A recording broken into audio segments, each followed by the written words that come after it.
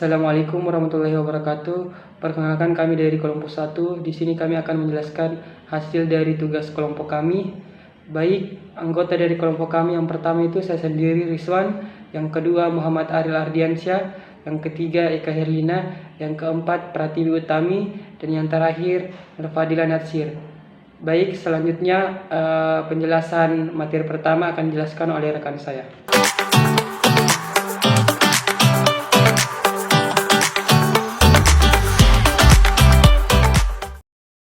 Baik, saya akan membacakan pada poin pertama, yaitu ancaman keamanan informasi. Ancaman keamanan informasi semakin beragam dan canggih, termasuk serangan cyber seperti malware, phishing, dan ransomware. Solusi keamanan informasi melibatkan teknologi seperti enkripsi, firewall, dan sistem deteksi intrusi, serta praktik terbaik seperti kata sandi yang kuat, pembaruan perangkat lunak, dan kesadaran keamanan. Ancaman keamanan informasi seperti malware, perangkat lunak berbahaya yang dapat merusak sistem, mencuri data, atau mengendalikan perangkat. Phishing merupakan upaya menipu pengguna untuk memberikan informasi sensitif seperti kata sandi atau detail kartu kredit melalui email atau situs web palsu. Ransomware yaitu jenis malware yang menginskripsi data korban dan meminta tebusan untuk mendekripsinya. Serangan DDoS atau Distributed Denial of Service, yaitu serangan yang membanjiri server dengan lalu lintas data untuk membuatnya tidak dapat diakses. Penyusupan akun seperti akses tidak sah ke akun pengguna untuk mencuri data atau melakukan tindakan merugikan. Social engineering seperti memanipulasi orang untuk mengungkapkan informasi rahasia atau melakukan tindakan yang membahayakan. Adapun data breaches yaitu kebocoran data akibat kerentanan sistem atau praktik keamanan yang buruk. Baik, itu adalah merupakan poin dari nomor 1.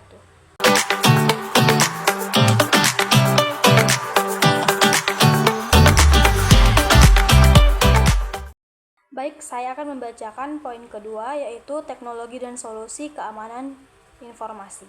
Mengubah data menjadi format yang tidak dapat dibaca tanpa kunci dekripsi, melindungi kerahasiaan data. Adapun firewall itu sistem yang memantau dan mengontrol lalu lintas jaringan untuk mencegah akses tidak sah. Yang berikutnya itu ada sistem deteksi intrusi atau IDS dan pencegahan intrusi atau IPS, memantau aktivitas jaringan dan sistem untuk mendeteksi serta merespon serangan. Adapun antivirus dan anti malware itu merupakan perangkat lunak yang melindungi sistem dari malware. Autentifikasi multifaktor atau MFA, yakni meminta beberapa bentuk verifikasi identitas untuk akses yang lebih aman. Berikutnya ada kata sandi yang kuat, menggunakan kombinasi huruf besar, huruf kecil, angka, dan simbol, serta menghindari penggunaan kembali kata sandi. Pembaruan perangkat lunak, memperbarui sistem operasi dan aplikasi secara teratur untuk menambal kerentanan keamanan. Berikutnya ada kesadaran keamanan, yaitu memberikan pelatihan dan edukasi kepada pengguna tentang ancaman keamanan dan praktik terbaik. Berikutnya ada pencadangan data, membuat salinan data secara berkala untuk pemulihan jika terjadi kehilangan data atau serangan.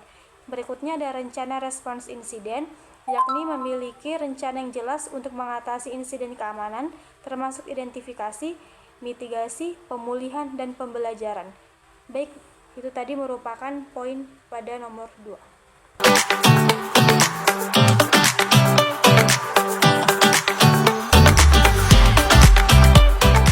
Materi yang ketiga ada jenis-jenis ancaman privasi informasi. Yang pertama, malware dan spyware, yaitu perangkat lunak jahat yang dirancang untuk mencuri informasi pribadi seperti username, password, atau data kartu kredit. Yang kedua ada phishing, yaitu teknik manipulasi untuk menipu seseorang agar memberikan informasi pribadi melalui email, pesan teks, atau situs palsu. Contohnya itu email yang berpura-pura dari bank untuk meminta verifikasi akun. Yang ketiga ada social engineering, yang dimana manipulasi psikologis untuk mendapatkan informasi sensitif. Contohnya yaitu pelaku menelpon dan mengaku sebagai petugas IT perusahaan. Yang keempat ada data breach atau kebocoran data, yaitu akses tidak sah terhadap sistem informasi sehingga data pribadi pengguna terekspos. Contohnya, hacker berhasil masuk ke database perusahaan dan mencuri data pelanggan. Yang kelima, ada pelacakan dan profiling online, yaitu situs web atau aplikasi melacak aktivitas pengguna untuk membuat profil tanpa izin. Terus selanjutnya yang keenam ada pencurian identitas atau identity theft, yaitu menggunakan informasi pribadi seseorang untuk melakukan penipuan atau kejahatan. Contoh menggunakan nomor KTP orang lain untuk mengajukan peminjaman online. Yang ketujuh ada penggunaan data tanpa izin, yaitu organisasi atau perusahaan menggunakan data pribadi pengguna untuk tujuan lain dari yang disetujui. Contohnya itu menjual data pengguna kepada pihak ketiga tanpa persetujuan. Yang kedelapan ada sniffing dan intersepsi data, yaitu penyadapan komunikasi data di jaringan, terutama jika data tidak dienkripsi. Contohnya menyadap data login melalui WiFi publik. Yang kesembilan ada insider threats atau ancaman dari orang dalam, yaitu karyawan atau orang dalam organisasi yang menyalahgunakan akses terhadap data pribadi. Contoh, pegawai rumah sakit menjual data pasien ke pihak luar. Yang terakhir yaitu yang ke-10 yaitu cloud vulnerability, yaitu ancaman terhadap data yang disimpan di layanan cloud, termasuk akses tidak sah, konfigurasi yang salah, dan penyimpanan tanpa enkripsi.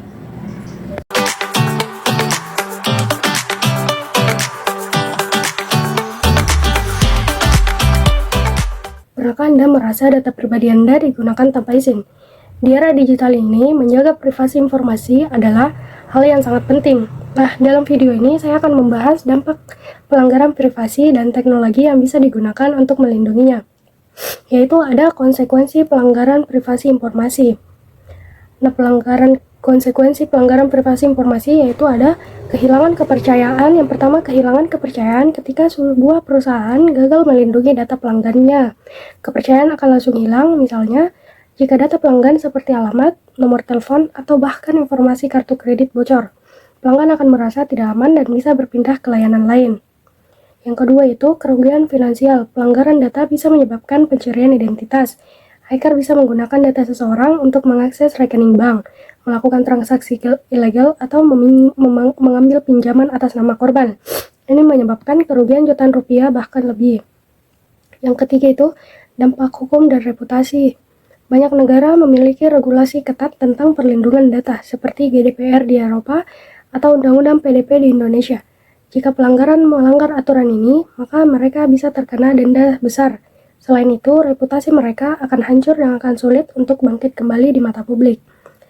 Yang ketiga, yaitu eksploitasi dan penyalahgunaan data. Data yang bocor bisa dimanfaatkan oleh pihak tak bertanggung jawab untuk manipulasi psikologis, seperti melalui iklan yang menipu, penipuan online, atau bahkan ancaman pemerasan.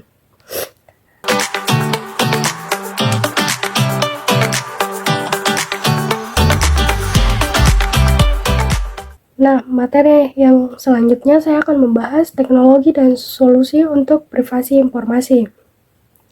Yang pertama itu enskripsi data. Teknologi enskripsi menyandingkan data agar tidak bisa dibaca oleh pihak ketiga tanpa kunci tertentu. Contohnya, aplikasi perpesanan seperti WhatsApp atau Signal menggunakan enskripsi end-to-end untuk melindungi si pesan. Yang kedua, autentik ganda. Metode ini menambahkan lapisan keamanan ekstrak saat login dengan cara mengharuskan pengguna memasukkan kode tambahan dari SMS atau aplikasi autentifikasi. Ini membuat akun lebih sulit dibobol. Yang ketiga itu ada VPN atau Virtual Private Network. VPN ini melindungi aktivitas online dengan menyamarkan alamat IP dan mengeskripsi koneksi internet. Ini berguna saat mengakses internet melalui WiFi publik agar data tidak mudah disadap. Yang ketiga itu ada manajemen akses dan izin. Teknologi ini memastikan bahwa hanya orang yang berwenang yang bisa mengakses data tertentu. Contohnya adalah sistem role-based access control pada perusahaan yang mengatur siapa saja yang bisa melihat atau mengedit informasi penting. Yang keempat itu ada perangkat lunak, anti-malware, dan firewall. Software ini mencegah virus atau program jahat masuk ke perangkat.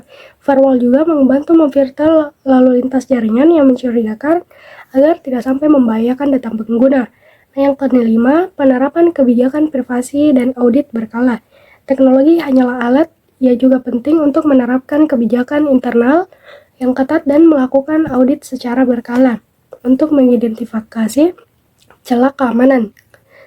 Itulah privasi informasi bukan lagi pilihan, melainkan keharusan. Dengan memahami risiko dan menggunakan teknologi yang tepat, kita bisa menjaga data pribadi tetap aman.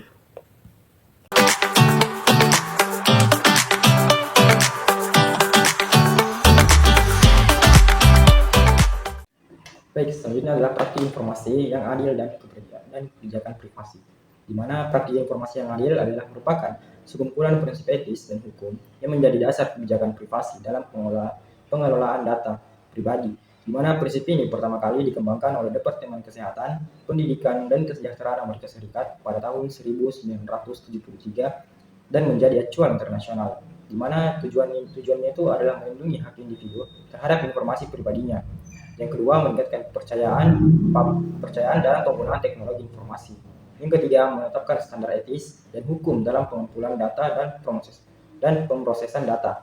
Nah, adapun prinsip-prinsip tips ini adalah yang pertama adalah notis atau pemberitahuan, di mana pengguna ini harus diberitahu informasi tentang praktik pengumpulan data sebelum data dikumpulkan. Yang kedua adalah choice atau consent, di mana pengguna ini berhak memilih apakah data mereka itu mau dikumpulkan dan bagaimana data tersebut digunakan. Yang ketiga adalah akses dan partisipasi, di mana pengguna ini dapat mengakses dan meninjau memperbaiki data pribadi yang dikumpulkan oleh pihak ketiga. Yang keempat adalah security, di mana data ini harus dijaga dan dilindungi dari akses yang tidak sah. Yang kelima adalah informance dan redress, di mana harus ada mekanisme hukum dan administratif untuk menegakkan prinsip-prinsip ini. Nah, contohnya itu seperti website e-commerce yang menyediakan halaman kebijakan privasi yang menjelaskan tentang data apa saja yang harus dikumpulkan. Nah, contoh lainnya itu seperti aplikasi mobile yang meminta izin ke akses kamera, lokasi, dan kontak penggunaan secara eksplisit. Nah, relevansi di era digital ini dengan perkembangan big data, kecerdasan buatan, dan IoT, FIPS ini menjadi penting untuk memastikan data individu tidak disalahgunakan, terutama dalam sistem otomatis yang memproses data dalam jumlah besar dan cepat.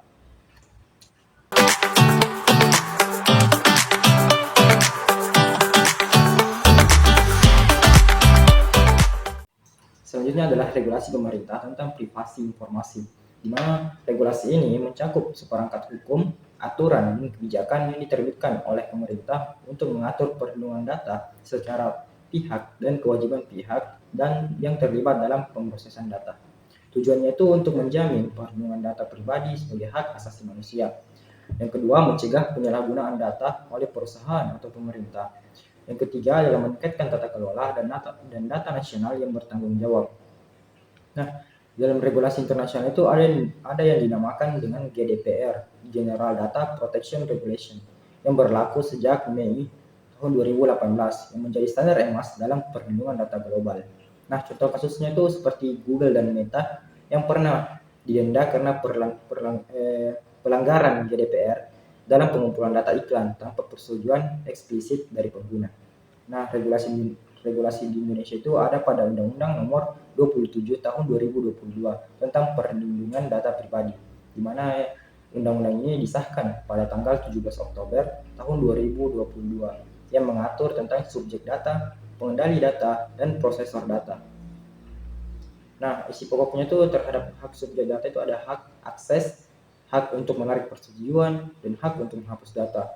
Kewajibannya itu seperti menginformasikan tujuan pengumpulan data dan menjamin keamanan data.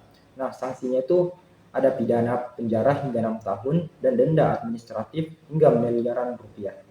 Nah, adapun tantangan dan implikasi. Tantangan teknisnya itu seperti banyak institusi yang belum siap secara infrastruktur untuk menaati undang-undang ini. Dan tantangan sosialnya itu masyarakat belum sepenuhnya memahami hak-haknya terhadap data. Yang ketiga ada implikasi bisnis, di mana perusahaan ini wajib menerapkan compliance system agar tidak dikenakan sanksi hukum. Jadi, praktik informasi yang adil dan regulasi pemerintah tentang privasi informasi merupakan dua pilar utama dalam perlindungan data pribadi. Keduanya harus berjalan seiring dengan menciptakan ekosistem digital yang etis, aman, dan menghargai hak privasi individu.